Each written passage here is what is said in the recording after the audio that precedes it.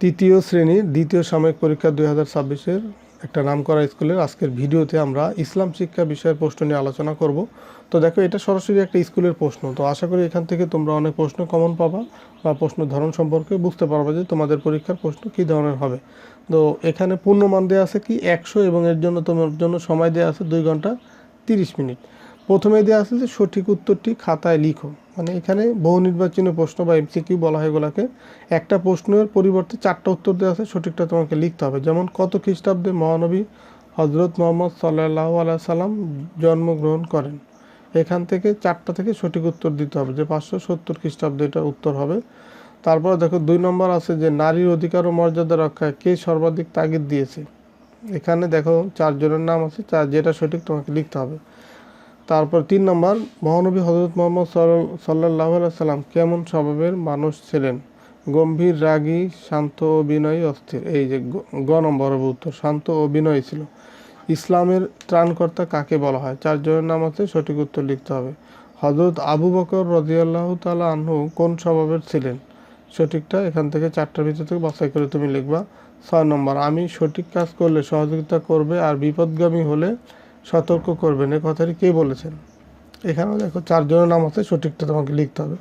7 নম্বর, কোনটি নৈতিক গুণ। অসহায়কে সাহায্য করা, বড়দের শ্রদ্ধা করা, অন্যের সুখে দুঃখে সহমর্মী হওয়া, গরিবকে সাহায্য করা। তো যেটা সঠিক তুমি লিখবা। 8 নম্বর দেখো আখলাক শব্দের অর্থ কী। 9 নম্বর, নৈতিক ও মানবিক গুণকে আরবিতে কি বলা হয়। 4টা থেকে সঠিকটা লিখবা।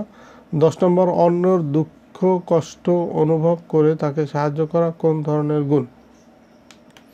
তো এই ছিল 10টা বহু নির্বাচনী প্রশ্ন। এরপর দেখো 2 নম্বর আছে শূন্যস্থান পূরণ করা।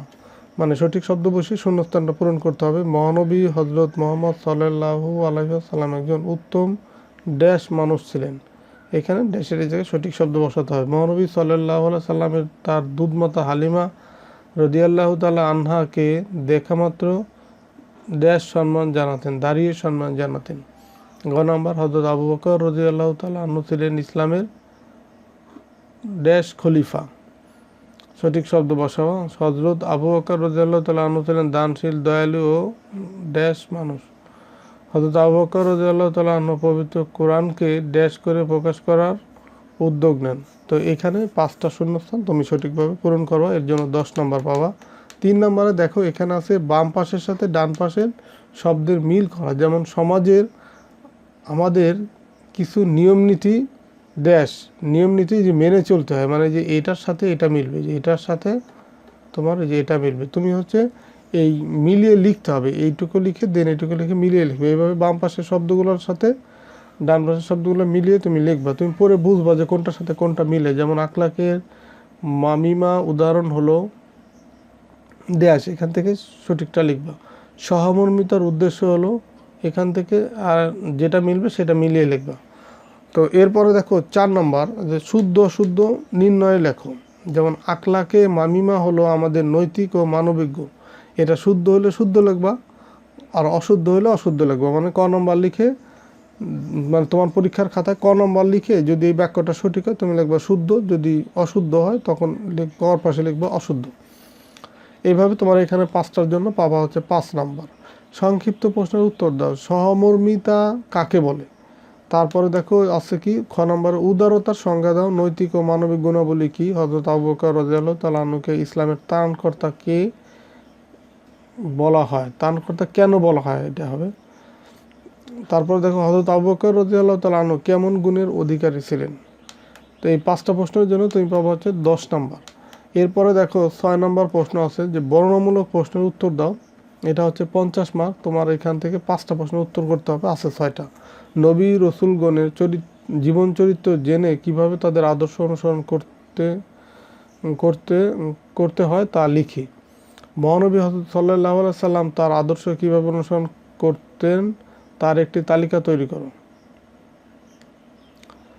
মানে মহানবী হযরত মুহাম্মদ সাল্লাল্লাহু আলাইহি সাল্লামের আদর্শ কিভাবে অনুসরণ করবে, এখানে করবে হবে, করবে তার একটি তালিকা তৈরি করো। কিভাবে হযরত আবু বকর রাদিয়াল্লাহু তাআলা আনহুর জীবন আদর্শ অনুসরণ করবে তা বর্ণনা করো। পরস্পরের প্রতি সহমর্মী হয়ে যে কাজগুলো করবে তার তালিকা তৈরি করো। মহানবী সাল্লাল্লাহু আলাইহি সাল্লামের উদারতা সম্পর্কে বর্ণনা করো। মহানবী সাল্লাল্লাহু আলাইহি সাল্লামের দেশপ্রেম সম্পর্কে বর্ণনা করো। তো এখানে 6টা থেকে 5টা প্রশ্নের উত্তর দেবে, যার জন্য তুমি 10 নম্বর পাওয়া। তো এই ছিল তোমাদের একটা নামকরা স্কুলের ইসলাম শিক্ষা বিষয়ের প্রশ্ন। তো আশা করি এটা দেখার মাধ্যমে তোমরা প্রশ্নের ধরন সম্পর্কে জানতে পারো। আবার এখান থেকে যেহেতু তোমার অনেক প্রশ্ন কমন পাবা, তো আশা করি অনেক উপকার হলো এই ভিডিওটা দেখার মাধ্যমে। তো ঠিক আছে, সবাই ভালো থাকো, সুস্থ থাকো, কথা হবে পরের ভিডিওতে। আল্লাহ হাফেজ।